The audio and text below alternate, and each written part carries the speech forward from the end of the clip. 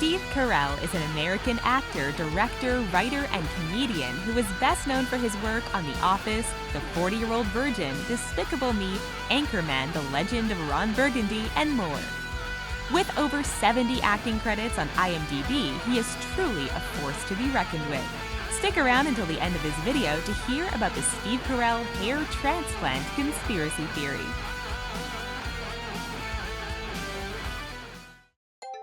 Born on August 16, 1962, in Concord, Massachusetts, Steve was the youngest of 4 boys.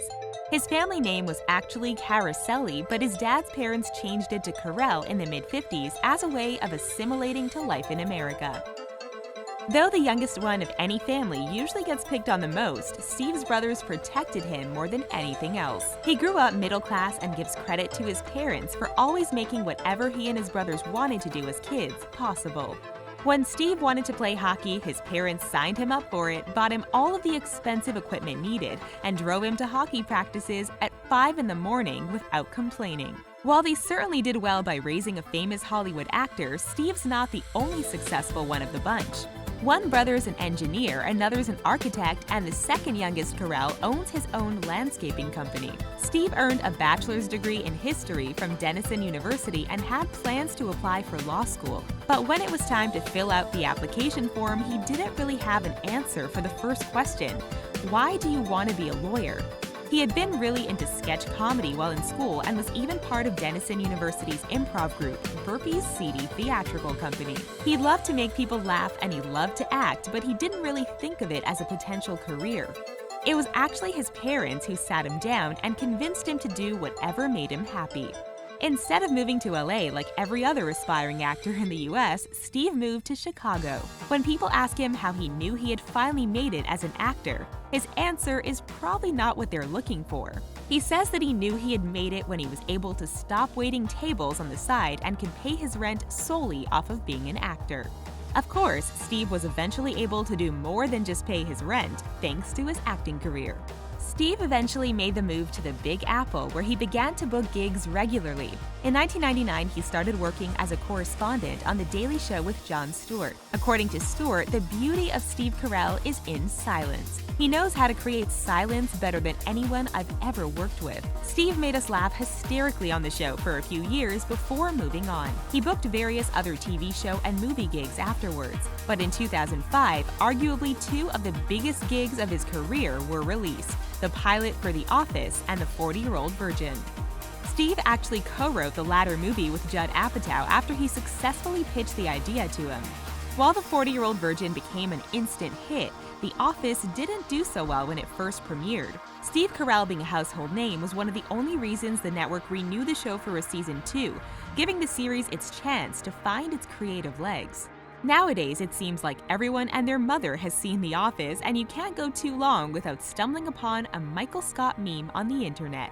While we all primarily know Steve as a comedic actor, he once admitted in an interview that he never really thought of himself as funny. He just booked a lot of comedic roles when he first started out, roles that he couldn't really turn down at the time. But whether he's working on something funny or something serious like Foxcatcher, Steve's goal is always the same: to depict someone that falls within the realm of human being.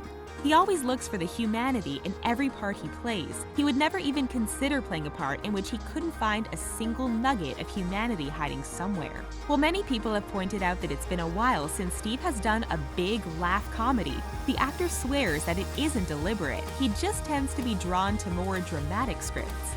But he has promised his fans that he does have some comedic projects in development. Steve has managed to make quite the career for himself, one that's generated millions of dollars in revenue. According to Money Inc., this comedic chameleon has a net worth of approximately $50 million. While we don't have all of his salary numbers, rumor has it that he made $87,500 per episode when he first started on The Office. By season 3, he was reportedly making $175,000 per episode. And by season 6, Steve was bringing home $300,000 per episode. There were over 25 episodes in season 6 and 7, and Steve was making nearly $1 million every 3 episodes. We won't do the math for you, but that equals a lot of cash. And it's not unusual for Steve to now get paid millions of dollars for a single movie gig, while only pulling in a supposed $500,000 for the 40-year-old virgin. He's believed to have been paid $5 million for Evan Almighty, $12.5 million for Date Night, $12 million for Dinner for Schmucks, and $15 million for Crazy Stupid Love. And those are just a few credits from his long resume. Interestingly enough, in 2013, Steve made Forbes' 2013 list of the most overpaid actors. According to their calculations, they estimated that for every dollar he was paid that year, he returned an average of $10. We don't know about you, but that sounds like a pretty good return to us. Now that you know more about Steve's rise to fame and how he achieved his multi-millions, we can get to the fun part, his spending habits. Let's talk about one of his oddest purchases to start. Did you know that Steve owns a general store in Marshfield Hills, Massachusetts? Don't worry, we didn't know either. Steve admitted this to Ellen when he was a guest on our show back in 2015. The store is called Marshfield Hills General Store, and the actor purchased it with his wife back in 2009. His sister-in-law runs the place, and clients go there to purchase candy, coffee, and little items. According to the general store's website, Steve and his wife spend their summers in Marshfield Hills. While we don't know exactly how much they shelled out for the place, we can't imagine that it was cheap. Oddly enough, the website seems to be a kind of shrine to Steve. There's information about his latest acting gigs up there, and they seem to try to entice people to come visit by teasing that it's possible to run into the funny man himself there. One of the reasons that Steve decided to run a general store on the side is that he wanted to preserve the store as a local landmark. He doesn't think that there are as many communal places as there used to be, and it's nice for people to be able to have the store as a sort of meeting place. Steve really seems to care about humanity and about other people in general. On his final day as Michael Scott on the set of The Office, he reportedly bought each one of his co-workers a gift. According to Paul Feig, the director of the episode Goodbye Michael, Steve had gifts delivered to people's dressing rooms and was even handing out presents to the crew. Leaving the show must have been a hard decision for him to make, but he still was thoughtful enough to think about others on his last day and not about himself. While we don't know what exactly he gifted them, we have a feeling they were definitely Michael Scott approved. When talking about the funniest gift he's ever received, Steve said that it came from his teenage son. For Father's Day in 2016, he was gifted a mug that said, "Coffee makes poop." Steve, in true dad fashion, loved it. Besides doing nice things for other people, this millionaire is pretty conservative with his money. He once admitted that spending a couple of thousands of dollars on a designer suit was a scary experience for him. While most of us don't have that kind of money to spare, Steve had nothing to worry about when it came to this Dolce & Gabbana purchase. But even if he was able to afford it, he still was only able to justify the purchase to himself by promising to wear it at least 20 times. He also wrote it off as a business expense for his taxes, which he definitely pays a lot of. According to Steve himself, his favorite things to splurge on are items for the home, and his Dyson vacuum cleaner is one of those items. Retailing for a couple of $100s, this vacuum is hardly a splurge when you have millions in the bank. But it is endearing to hear that Steve thinks it is. Like all Hollywood celebs, one area in which he likes to really spend his cash on is cars. In a 2014 interview with Top Gear, he said that he was driving an Audi A8 around town, a luxury car that'll set you back more than $75,000. In 2013, Steve was spotted driving around LA in a silver Porsche 911 Turbo. Costing more than $150,000, this car is no cheap buy. Plus, imagine what the upkeep on a car like that must cost him too. Steve is also a fan of BMW, but he doesn't seem to own one yet.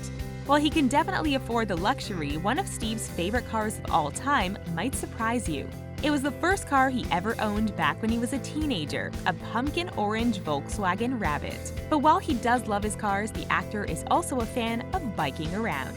And he actually got hit by a fan once while biking around LA. The fan was so starstruck by the experience that she couldn't believe she hit Steve Carell. We wouldn't be able to believe it either. And you can bet that he stores his impressive bike and cars in an even more impressive house.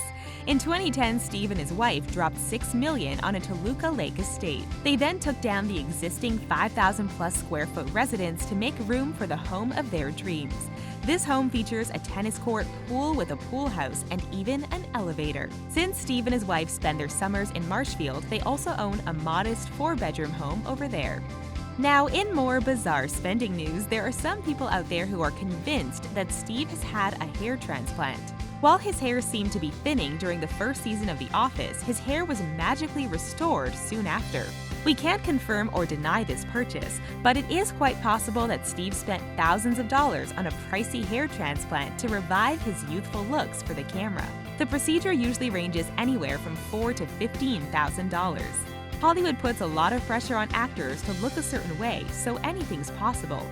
But it seems that he's been embracing his age these days. Unless you've been following him closely, you might not even recognize Steve's new silver fox look.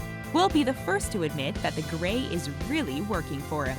So now you know a little more, or maybe a little too much, about the life of Steve Carell. And here's one more little fun fact for you about this comedic star. Steve has Googled himself, and here's one more little fun fact for you about this comedic star. Steve has Googled himself before just to see what was being said about him. We can't help but wonder if he'll maybe stumble upon this video on his next Google search. Hi, Steve. That's all for how Steve Carell spends his millions. Are you a big fan of The Office's Michael Scott, or do you prefer the British version of the show? Thanks for watching, and click on that like button before you go.